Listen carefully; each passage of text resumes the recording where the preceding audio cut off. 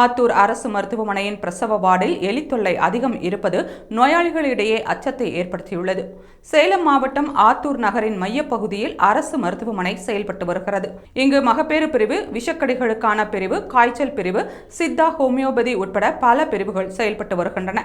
இந்த அரசு மருத்துவமனைக்கு உள் மற்றும் புற நோயாளிகள் என 1000க்கும் மேற்பட்டோர் சிகிச்சை பெற வந்து செல்கின்றனர். ஆத்தூர் மட்டுமன்றி தலைவாசல், காட்டுக்கோட்டை, கொத்தாம்பாடி, தாண்டவராயபுரம், கெங்கவள்ளி உள்ளிட்ட பல்வேறு பகுதியைச் சேர்ந்த ஏழை எளிய மக்கள் இங்கு வந்து சிகிச்சை பெற்று செல்கின்றனர். இங்குள்ள பிரசவ வார்டில் மகப்பேறுக்காக பல பெண்கள் தங்கி சிகிச்சை பெற்று வருகின்றனர். அந்த வார்டு அறையில் வாயில் பஞ்சை கவியபடி எலி ஒன்று சுற்றியது. இதனால் அங்கு அனுமதிக்கப்பட்டிருந்த பெண்கள் அதிர்ச்சி அடைந்தனர். பச்சிளம் குழந்தைகள் இருக்கும் வார்டில் இதுபோல அட்டகாசம் செய்யும் எலிகள் குழந்தைகளை கடித்து விடுமோ என்ற அச்சமும் அவர்களுக்கு ஏற்பட்டுள்ளது.